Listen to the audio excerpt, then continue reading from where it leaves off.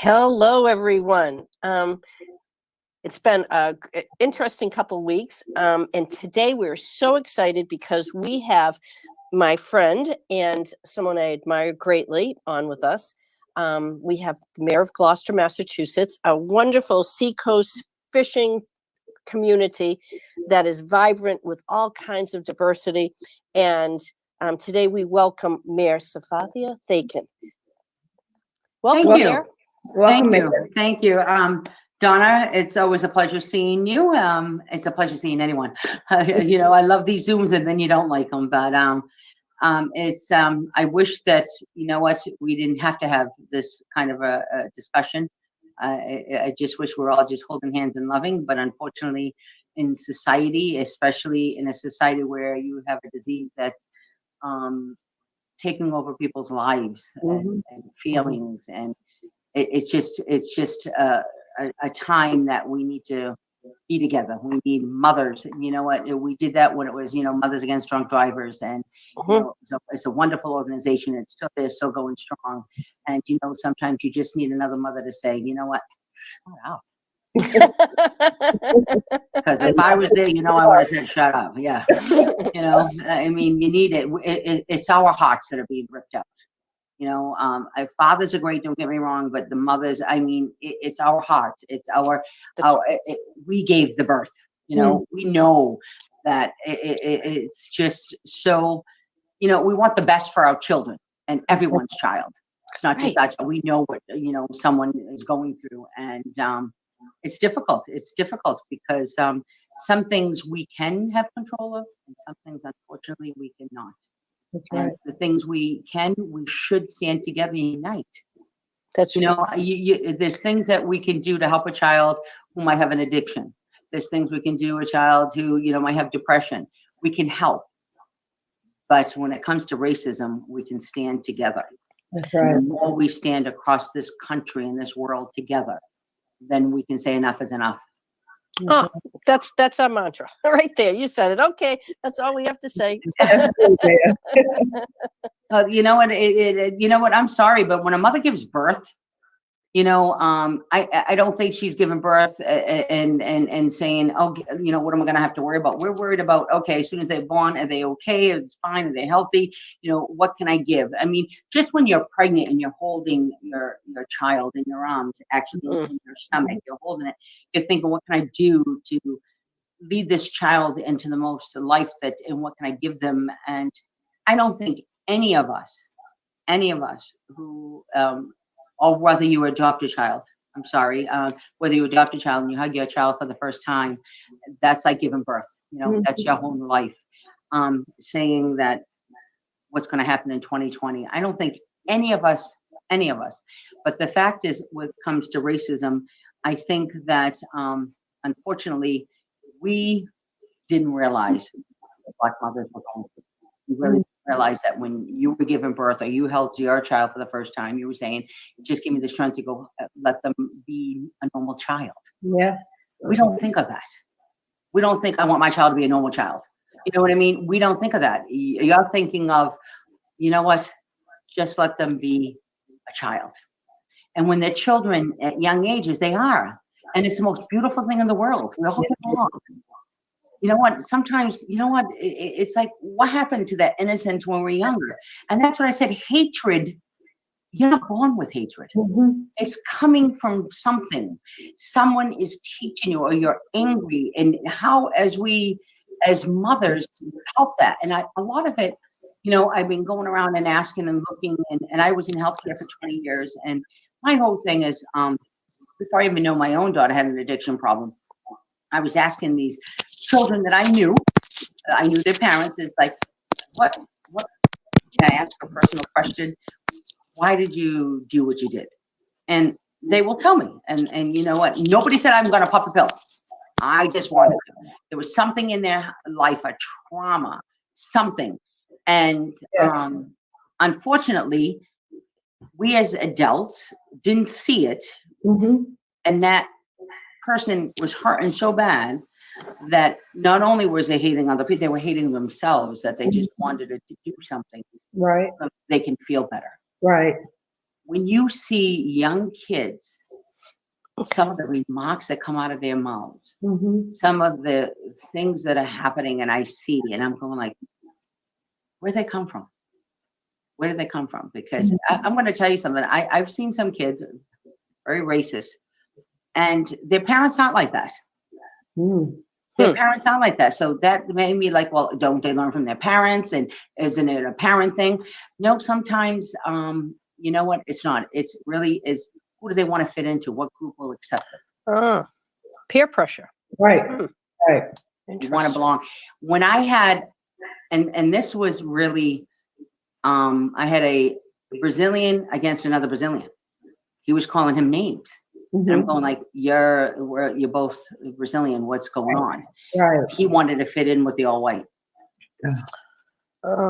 He actually beat up the kid too.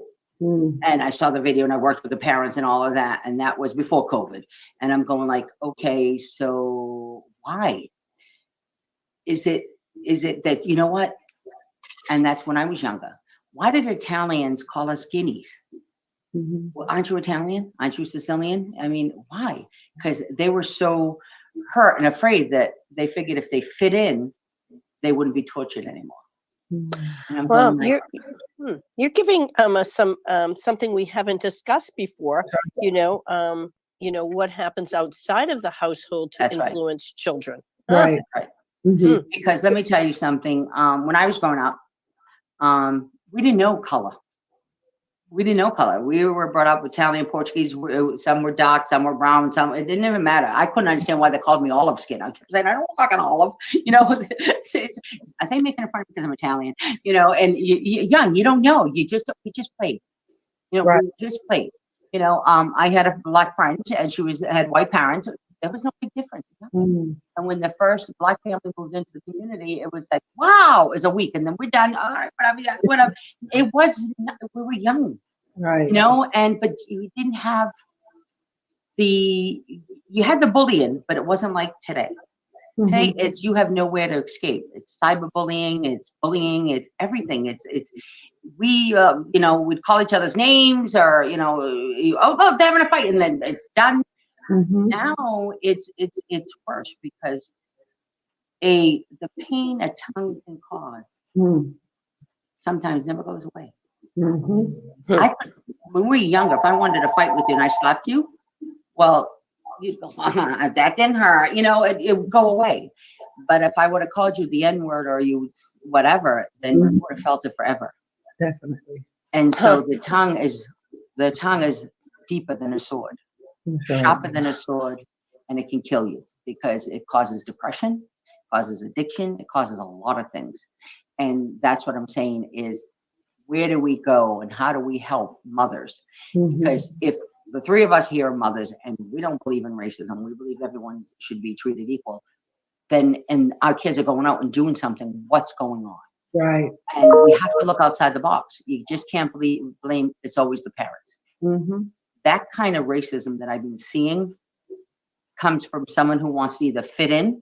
They don't want to hurt anyone. They just don't want to be hurt themselves. Right. So. Oh boy. Yeah. That's happening. That's happening. And you know what? I'm very thankful because my police department was trained in it. I called my resource officer. I said, you need to see this video. I had him come into my office with them, and he came right away and he said, this can't happen. We need to do something. Let's see what we could do. And he handled it. He handled it very well. It was Mike Scola. He handled it very well. Showed him the video. He says, no, I know these kids are good kids. Something's happening that's making them do that and hurting and to fight like that, you know, just to fit in. We can't allow that. So not only is there racism against each other, but there's also racism among ourselves. That's right. Oh, that's a very good point. That's an excellent point. We've talked about systemic racism. We've talked about generational racism, but you bring up a different point. This is racism within your own culture, within your own people, you know, and that does exist. That does exist. And, you know, for Black people, sometimes it's dark-skinned people versus light-skinned people, you know, in our community. And, the dark-skinned people are, you know, upset at the light skinned people because they look more white and they get go away with a little bit more, and vice versa. So it's definitely something that I think it has to be considered and addressed when talking about racism, because it's not always systemic, it's not always generational. It comes down from your parents, and you're taught to behave like that. But it's something that happens outside the home, and with, like you said, with cyberbullying and peer pressure and everything that our children are faced with when they do leave our home. Sometimes the habits are formed from outside. Exactly. And I don't think we're facing that. I think, like I said, I sent my daughter to school. What she did in the school, whether she stayed or walked out the door, I don't know. I sent my daughter to school, and then when you get a call, your daughter skipped all these days. Well, Right. Here you are as a mom, and you're saying, my kids, and I had 3 daughters that are fighting among each other like sisters would, and et cetera, et cetera. You bring them to school and stuff, and then you have these things. Oh, it can't be my kid. Oh, it's not my kid. Reality hits. It's sure. It's like, wow. And I've always been, I've always said it. My husband took his life, and 2 of my children were there, and I knew we'd have some problems. Is when I couldn't find a juvenile therapist. My husband was very depressed. He was a commercial fisherman who was injured and was very, very depressed. And I fought with Healthcare for All. I was on their team, and we fought for making mental health part of physical health. Right. Every time you would have to go see a psychiatrist, it would be prior authorization for 20 visits, and then you got to go get another one. And by the time that your medication's running out, by the time you go see them, and then you have no medication, so you're going up and down, and it's just, you know what?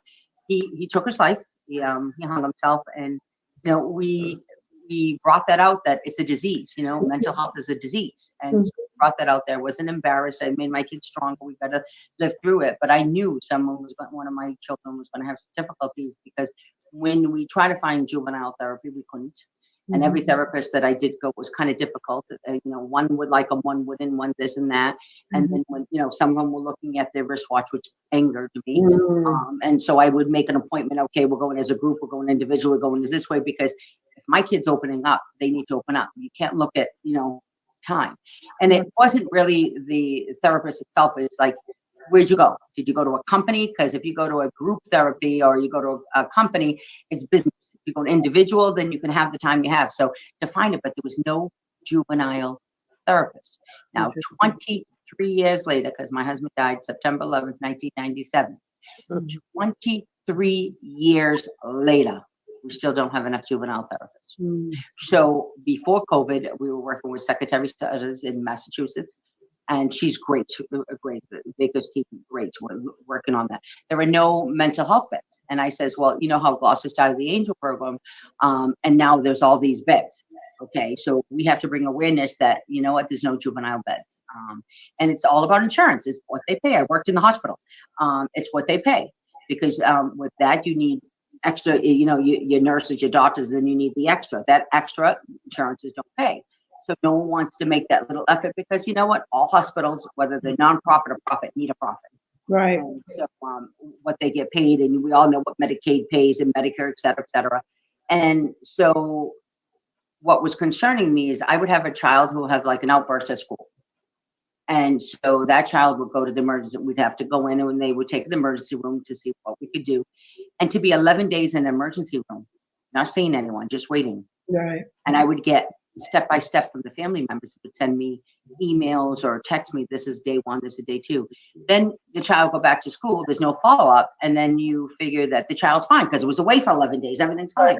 Well, it's not, and there's no follow-up, and it takes 6 months to get an appointment for a juvenile therapist. And they said, I think we said in Massachusetts has 1,200 juvenile therapists, 900 don't take insurance. Wow. So 900 don't take insurance. So what does that say? So that anger built up. Something's wrong with that child. Right. Sometimes it is a chemical imbalance. Sometimes it's, it could be bipolar. But 80% of the time, something is in that child that needs to talk. They don't understand. That's anger building up. So when you hear what happened in Florida, you hear all these things, and you know what? Where do you think the racism comes from? I'm going to wake up today, I love everyone, and tomorrow I hate you. Right. That's someone being hurt. Yeah. I mean, look, there's going to be always your white supremacists and all those, no matter what. They, you know, please, that's like a cultic group. I don't even want to talk about that. That's just, because then I won't talk my normal self. I won't be able to not talk myself and say, you know, as a mother, then I really go after you. But I have to be, you know, Right. a calm mother today. And so that anger builds up. And when that anger builds up, they're going to lash out at everyone and everything. I was at one of the marches we had here, and Martin Luther King, very peaceful. And I heard some things around the rotary we have here. I was so appalled. I was so appalled. Wow. Looking at these people, and you know, these are little kids. You know, this is a little girl, and they said, "You're a bitch," and she was like mortified. I says, "You should be proud he called you that." And they're all looking at me like, "Okay, my mayor's nuts." I said, "That means that's great for women, being in total control of herself." Like that. You know, being in total control of herself. And right now for men too, because there were young men there too, being in total control here. We are controlling here. That's us. We're bitches. God bless us. Yeah, you go for it. You know what I mean? And the kids all loved us. Your parents are going to kill me, but you know, you know. So when someone says you're a bitch, you take it with stride. You be right. You know, because that's ridiculous. Herself. Yeah, that's right. That's right. That's who we are. And then if you have both male and female, where we're being controlled here, we're in control. They're not. Block them out. You know. And someone gave a finger, and I whispered in someone's ear what I really said that they could do with that. And you know, and you don't want something positive to turn into hatred, because they can take what was being said and dwell on it, Internalize it, and then not want to tell their parents, because then their parents say, "Well, you're not going again." right? Every mom or dad or grandparent or whoever has, you know, that child in their life wants to protect them, say, "You're not going anymore." Right. You don't want to let them hear really what's happening. And when you live in smaller, you know, suburban communities or whatever, and you live like in a little island, you want to protect us all. And you really don't know what's going on across that bridge. And you don't, you know, we have racism, we have everything, everyone has it. And how bad, you know what I mean? How bad, to what extreme, that we don't actually see what a lot of people suffer, unless when we're older and we go across that bridge. Right. As young adults, as young children, we have it here, but we're all in school together. We don't do that. And then when you do, we try to help it out. But the fact is, we need to bring more discussion. Why does that happen? Why can adults, you know, and you hear them, that's freedom of freedom of speech is my amendment. That's you know what, that is just so baloney. Well, you know what, I'll tell you something. I told someone at this little thing, I was really aggravated because, you know, as a mayor, you're supposed to be politically correct, and I'm not your normal mayor. Everyone will tell you. I speak the way I want. I feel the way I want. I think in today's society, there is no such thing as normalcy anymore.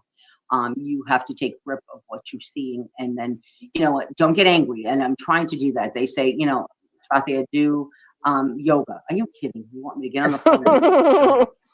Okay, so I tell people, and I joke about it, I do vocal yoga. What makes me feel better is when I swear. So I'll sit all by myself and I'll hum and I'll breathe and I'll start with, you know, S and A and whatever, and I get up to that MF and whatever, and I feel better. But I'm not going to tell a 15-year-old to do that. It's what we need to do is to help these people, these young adults who are young adults, is to be able to speak up and be able to also speak to somebody. Because if they're in a group because they just are afraid and they really don't understand, because a lot of them, you know, they're following, but a lot of them really don't understand what they're talking about when you say racism.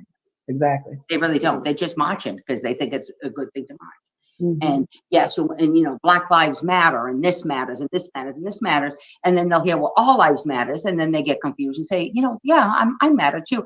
They're not understanding. Right. They're not understanding, and it's not just about the march; it's the meaning. And we have to do that as mothers now. You know, whoever thought that, you know, when you're having a conversation, when you can have a conversation, and October is the best time because everyone was home, to have that conversation, what's going on, why, you know, what's going on. You have all this anger everywhere. And whether, I don't care what color you are, what religion, it's everywhere. I've never seen a country so much separated and so much hatred and anger. Right. Even Totally as agree. I guarantee you that after this airs, there's going to be comments. Well, who the hell does she think she is? Does she think, no matter what, it's, it's the fact that we can. Now, I was telling someone it's easier before. I've been a city councilor, for over 13 years before I became mayor. I says when my past predecessors, they had landlines, so they had caller ID. So I don't want to pick up the phone because Donna Marshall's calling. I'm not picking up the phone. And then when Kirk was there was some social media. Well, not for nothing. And when they say transparency, I tell you when I'm going to the bathroom. Are you kidding me? I put everything everywhere. Transparency. Right. I mean, really? I joke about I wear a girdle for crying out loud. Are you kidding me? Everyone knows everything about my life. Right. Everything. Everything you can think of. Transparency. How can you not say that? Then it's not with with the city, the league. You know what? And then they don't read what we're writing. Mm-hmm.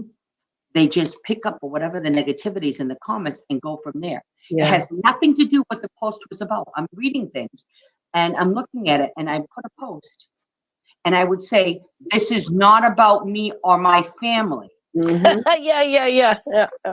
Okay. I know what she's talking we about. are all healthy and fine, but a friend is asking for prayers. Again, this is not, next thing you know, is, oh my God, are you okay? Is there anything we can do? And that's the same thing with racism. It's because people are just following. They want to fit in. These kids want to fit in, and they just going, well, then that must be right. If that person's saying that in comments, then it's got to be right. Yeah. Facts. So these kids who are on, and I'm not saying they're on Facebook because I guess every age has a different thing. I don't know what it is. TikTok, Instagram. I try to go on all of them. I can't do it. That's it. It's all age group where they go. Is if they're just getting bits and pieces and then trying to fit in. Right. And angry enough, then and there's no one there to say, hey, this is wrong. We're not checking what's happening. When parents say, well, no, I have a parent control on that. You think you might have a parent control. Right. These kids are so intelligent that they break through. And if someone's angry, they're going to start something and people are going to find it's going to just make you angry. How many times we've been on a post that we saw something and you get so angry, you just want to go grab it right through there. Mm-hmm. And well, what do you think our children are doing? So they're going out there and then they do what they need to do and all these followers and all these things and then your racism and well, you're just destroying thing. Yet you're not even understanding the fact of why the march began. Everyone forgot about it. They're not focused on what racism is. And I tell people it's racism is not just on blacks. Right. Okay. It's not, it's not. It's on everything you can think of under the sun. Okay. Yeah, like I said, the Brazilians against Brazilians, the Spanish, Guatemalan, you know what? It's there. And everyone's so afraid right now because we're all angry that we're forgetting also the racism against undocumented and illegals. You know what? They're stupid. They're this, they're that. You know what? It's so true right now that what's happening. Well, they should go back. Everyone's so afraid that now you have people who really would never fit in so that no one notices what's happening around them. So they will not focus on the undocumented. You haven't heard anyone about cages anymore, have you? Right. Hear about ICE going, having you. So it's like people be careful because to me, a lot of it's being taught around that you're forgetting what's happening. Mm-hmm. Huh. And so we have our guard down. We're focusing on one thing only. Right. And then we'll blame. And then what happens? The blacks will get blamed. You know what I mean? It just turns around. People who are watching this, mothers, you know what? We need to stand together and say, you know what? A child's a child. Let a child be a child. And first of all, we need to start with our schools. Mm-hmm. Because they should be against one another. It shouldn't be that this neighborhood has to go to this school or that school. It started back then as where you went to school. I was an inner city kid and, it was all white, but we were transferred at all different schools. My sisters were. And because you wanted them to fit in and they weren't fitting in. And you know what? You're making us be the outcast because, I had to go East Gloucester because those people over there had to go there. Already, you were already separating your cliques. And those cliques, when another person comes in and doesn't fit into that clique, is wrong. And I tell parents, you have a play dates. Now, play dates went to tea parties, to whatever they have, and now it's what do they call them, pods or whatever now. Right. But when I say, I heard someone saying, "Well, I'm not inviting her. I don't want her mother with us." You already did that. You already started the race because your kids are listening, and your kids are not interacting with every other child. What are you causing already? And well, no, I'm not. I'm not racist. But you're already doing it. You're already forming that clique. You're already like teaching your child that it has to be a certain friendship. Yep. Instead of just let them go. Yeah. Just let them play. How do we stop it? How do we change this culture? Well, right now, as we speak right now, it's going to be hard because right now we don't have normalcy. We don't have kids in classrooms. We don't have that. So you can't say, well, okay, go to school, and you can't do that. Unfortunately, right now we have to worry about the hatred. Eventually, the mothers, all of us, I'm a grandmother, we can get together and say, look, you know what can we do better? Once the kids are back in school, we should continue this. We started, okay, all our kids across the country are all in school now. We found a vaccine, everything's great. It's not, whenever. But right now, we have to worry about moms. Look at the hatred. Look at if your child's changing. I have a lot of moms telling me that a child who was very alert in school, very doing great, excelled, is now depressed, is now don't want to do things because they've been in the house. Right. During the summer, they haven't been with their friends. Right. So, I mean, and they can't go with their friends because, let's say, like, if I had a child and I said, well, honey, you can't go because, what, my immune system, whatever, you have to stay with us. Right. You're being teased because you can't go out. This whole summer, a lot of them were being teased because you couldn't go out. That's already getting hatred in that child. And then they're saying, I don't want to live. I've had a lot of moms tell me that the kids say, I don't want to live. I can't take this anymore. And so that's building up, and we need to look at that. You need to focus that. How is that child getting into your child's mind and already drilling things into them to do things? We saw that with a lot of the stuff on social media of these games that they. Well, you know what? When people say defund the police, my police here in Gloucester are starting to learn how to play. They are, it's called Kids and Cops and Kids. They did a gaming. They're already out there. Just because there's no school doesn't mean there's no kids. You get out there. Resource officers. My resource officers, what you do all summer? They've been there. You need to find these kids. You need to make sure there are no gangs coming. You make sure that there is no. Get into the cyber world. Right. Start your own game. Start your own thing. Make sure. And we did that. And I can't even tell you. Not to brag about my community, but don't forget, we're 30,000. You take away the bridge, we're an island. I can't speak to people who are in Beverly, or Salem. I can't tell you to do what you do. I know that what we're focusing here, because this is what the parents are telling me. Right. They're telling me, my son, who was the normal one, let's say, said he wanted to jump off my roof. Do I take that seriously? Yes, you take that seriously. He's warning you. Ask him. Let's go. Let's move it. And every day now, I'm going like, oh, how's that child? How's that thing? And we need to do something. And I told our program, and I said to Jeremiah Castro, Jeremiah, we need to focus here. Okay. When everyone was stuck in the house and we had our homeless shelter, we put them in, stay at home. They were safe. Everyone was safe. We looked at this. We looked at everything. You're addicted to this, and that. But the cyber world started growing. Because normally these kids would have after school sports, they would have things. They started growing. You saw kids that would never answer you back, who never had this hatred or racism for saying, the N word. Where'd you come from?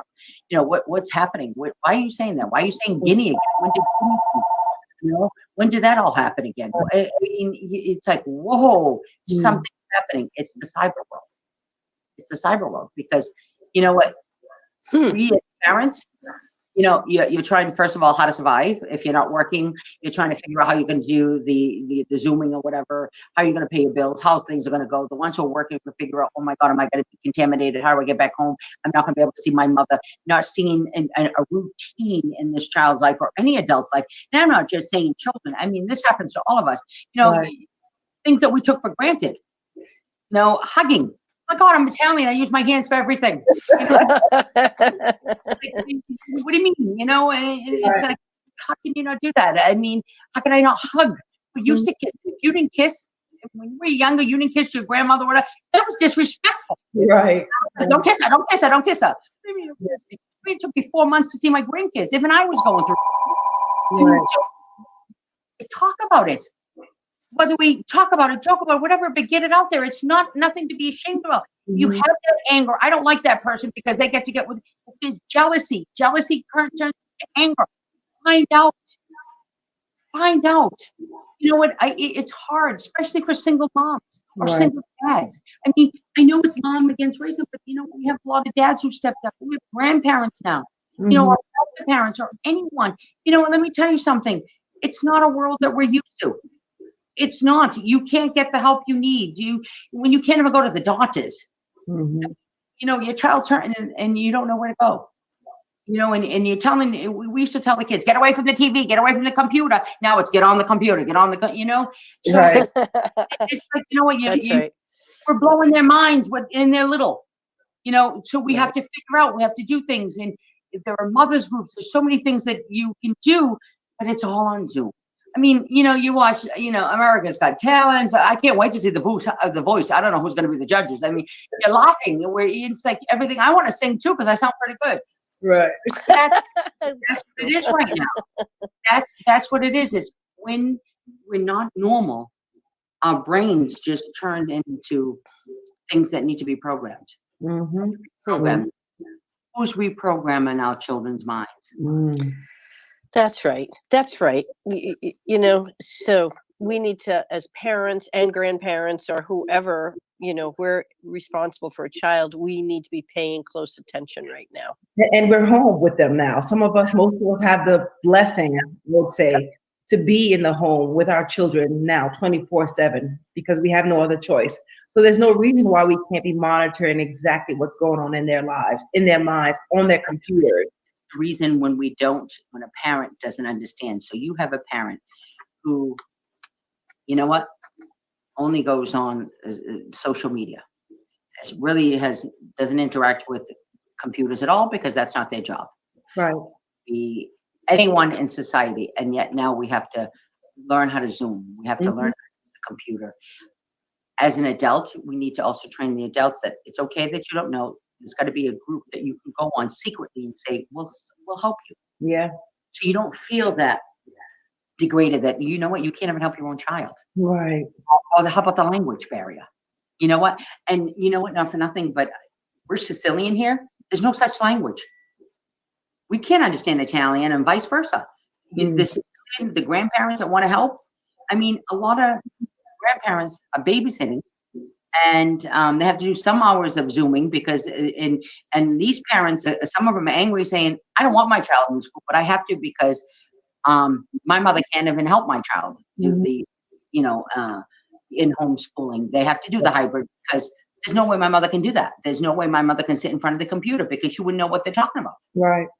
And so right there, saying, why do you have to go to school? Because my grandmother don't understand. Right away, that kid's feeling that I have to do something because we don't speak your language. My grandmother's not up to your grandmother's par. Already there's already feeling like, well, my mother has to work. Instead of being proud, my mother has to work and my grandmother can't help me because she don't. And you already seen that self-confidence for a child who is already now losing it and then they start acting out. It's like, I want to do this. Why do you have to work? Because I'm a nurse. I have to work. Right. How come grandma didn't learn English? Right. I mean, it's our culture. It's broken English. No one understands it when I speak broken English. And it's hard. It really is. And then you see it. And you don't know what our child's doing. Your mother's watching your child.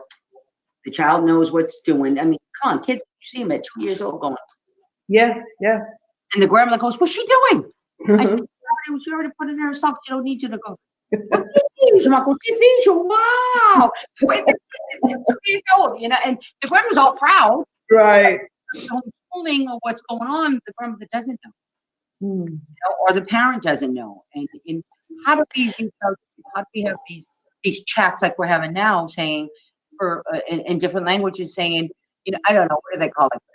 I don't want to say, what do they say, cell phone for dummies or whatever for dummies, but you know what, we've got to do something that, what, how do we do it? How do we say, okay, your school's doing this, I'm trying to get that and get fundings of saying, okay, we're going to set up this so you can learn, you can do this. And I have to again say that we're trying the best we can, but there's always going to be someone who falls through the crack, and that one person is going to be the one who's angry, who's going to have that anger build up, That's and right. end up getting older and still have that and say, well, because you were this and I had it, and it's going to go on, it's going to excel, and we lost a child. That's right. We lost a child who's now a young adult who's out there fighting, who's joining gangs to fit in because Right. they understand, and then all of a sudden it's an adult doing what they do. Yeah. So you've brought up so many great points that we have not discussed That's at right. all. This totally turned into a different kind of discussion than I anticipated. I love it because we weren't looking at children in the home, peer pressure, bullying, cyber things. We weren't looking at this. We're, saying, okay, it's up to us mothers to make sure that our home life is, that we become celebrants of diversity. And it goes beyond that. We have to create a community that wants diversity. And we have to make sure children don't fall through the cracks. Oh, you've given us another layer. and do it within the confines of the COVID protocols. Like Yes. there's no socialization. It's all You know what I hate? And I hated this since I was younger. I hated when someone was injured, they say, black man killed white woman. White man killed black woman. And I used to look and I say, what are they doing? Why are they saying the colors? I don't understand. Or if you are this minority, all of these minorities you can get. Well, and I used to say, well, we were a minority once, and what's minority now? I mean, my mother used to joke around. And I says, Ma, you can't go there because you're not a minority. She goes, oh, after 50 years, I'm white again? I don't understand. What is it? Don't we joke around with my mom? Why do we do that? Do you say fat lady killed skinny girl? Right. Why do we have to put a color and a race to it? Isn't it society? Can't we just say a human passed away? Can we say, a man killed a woman?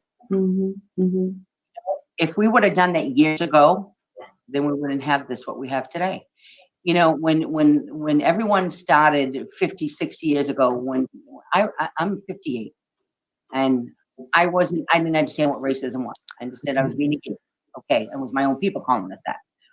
And so I understood that, but I could never understand is why we already started labeling people. And labeling people, that's when society started separating people. Because I never heard fat lady killed skinny girl killed fat one, or this or that or that or that. We need to stop labeling people. If we stop labeling, maybe we start respecting for what we are. That's right. And don't, no offense to everyone. I used to say, and when I was young, that's my own opinion. My own opinion. When I was young, I used to say, well, you're not a minority. And I said, the only minority there is in this country is blacks, because they were forced here. They were slaves. They were forced here. My mother brought you here. You know what I mean? Your mother, you all wanted to come here. Right. And I couldn't understand that. And no one would understand. And I used to say to them, and I used to always get in trouble because I opened my mouth. I used to say, well, you're not a minority. Right. What's a minority? I says, didn't you act in the one that my grandparents brought my mother here. She didn't want to come, but she had to come, whatever, but for a better life. Right. The only minority I know that I was taught in school were blacks, because they were forced here. They didn't ask to come here, and they didn't want to come here. They were slaves. So how are you a minority? Didn't your grandmother bring you here or whatever? They go, chop, chop, chop. And I'm going like, when do we have 1,050 minorities? Aren't we already starting now labeling people again and putting them against one another? How about just calling ourselves humans? That's what I said about Baker. We're human. No religion, no politics, no nothing. Can we stop being humans? Because I know when I gave birth, I just wanted a human. A healthy human. A healthy human. That's all we ask for. A healthy human. That's all we wanted, is the double H. And you know what? We need to go back to that. And we need to realize that, you know what? I don't know about you, and I don't feel sorry for you, but I feel kind of upset when they always say they just assume. You know, when they say, well, you know what? It's these neighborhoods that are going to get COVID. It's the black low income and the black this and the black that and the black that. But none of you are educated. None of you are living okay. Stop. Find out what's happening. Do the change. It's that's black neighborhood. Yes, then get them out of there. Don't say it. Do it. Do it. 50 years I've been hearing I apologize for 50 years ago. You've been doing this for 50 years. Stop it.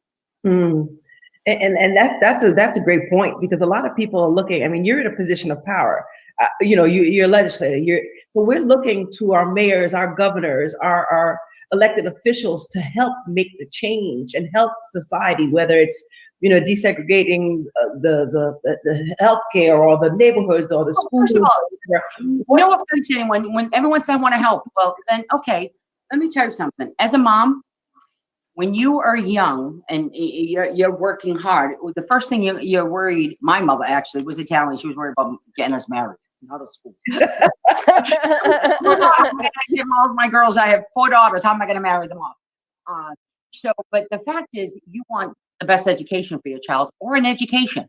Well, not for nothing, that if we wanted to make a change, and if we wanted to say to everyone else that we want them to do something, then why aren't we saying, okay, well, I want to do a GoFundMe for you, but no, I'm going to adopt 5 Black children, and here's scholarships for a community college. You're helping the community college, and you're helping that mom who's working her ass off, and we could be able to breathe a little, because maybe my child will go better than the community college, but it's still an education, and I don't have to worry about it. Right. Want to give back, give back. What are we giving back? Everyone wants us. We have to repent. We have to do this. We got to give back to them. Well, how do you start? Well, at community college, ask those moms. They want their kids to have an education. Stop saying I live in a low-income place. Do something about it. Get my kid an education, so I don't have to worry. So that extra money that I'm skipping and saving, so you should call it, to put them to school, I could breathe.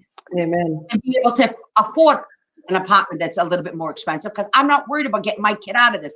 Every mom worries about getting their kid out of where they are, whether it's white, green, red, I don't care. Anyone who's living in any kind of public housing, they don't want their child to follow that footstep.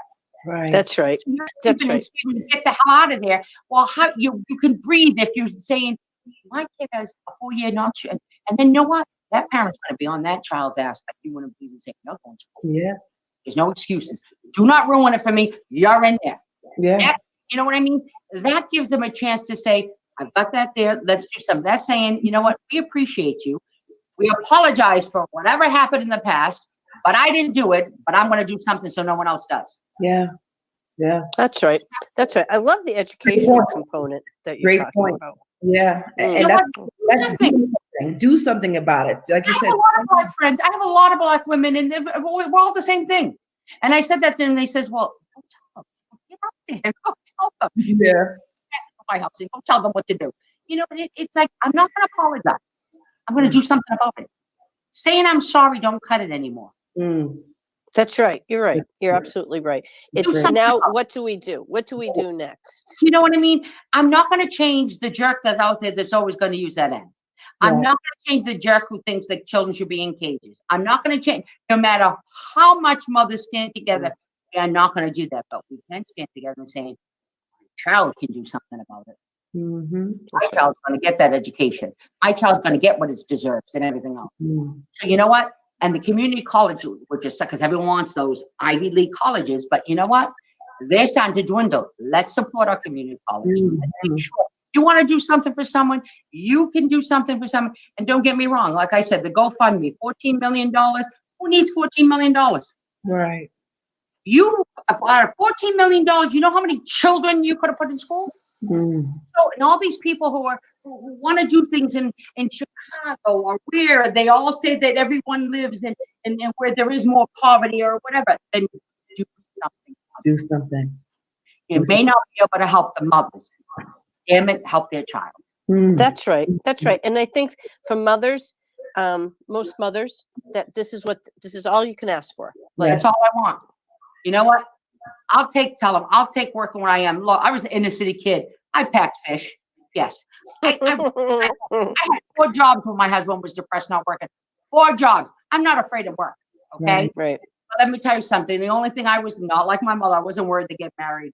I was worried about, oh my God, if they want to go to school, I'm thinking like, oh my God, the money I had to put away to save, I needed it. Prices had to be there. And here I am crying because I don't know if my kid can go to school. So that's the biggest thing. Same thing with fishermen and everything else. So if you can just see that, okay, so you know what, we weren't fair to blacks. We're not fair to you. You know what, you're out there in that situation. We hope we can get you out. Okay, yay, vote for me. Bullshit. Okay, you want to donate? This one wants to donate. You want to donate? Start doing it with the community colleges. Give these kids the education, and then nothing. We all say about our schools, all our schools. We all need rebuilding. We all need this. We got to borrow. And then you know what? When you put kids in classes, where they do and how they do it, and then you tag and they look at it and this and that. You know what? We need to shape up our schools. We need to make sure that these children have access to education. Right. Every child who wants an education should get an But education. if you're gonna start though, Donna, and we want to apologize for all the past that all our ancestors or all our past whatever did, then start by for every 1 white, 5 black get to go. Make I like that. Reparations. make up for it. But an educational reparation. I'm not going to say sorry for what someone else did. Yes. And I'm not going to say, well, you know what, your kid's better than that one. But not for nothing. If the ratio is not there, then make the ratio right. You know, Donna, The ratio right. If you don't get these 5 in education, so they can ask for these jobs. exactly. Hello? Donna, I gotta go. To both of you. oh, thank you so much. Mayor. It's been wonderful, and I think you've you've enlightened us quite a bit, and I'm sure you enlighten our audience as well. But for Donna and I mean, I think this is a great platform for us to continue. Let's help mothers help the children. You know, let's create a platform where they can do something about it. I love that, Mayor. I think you've been phenomenal. We're bitches. Yes, yes. Thank you so much. I appreciate your time. Have a great day. Thank you. All right. Bye.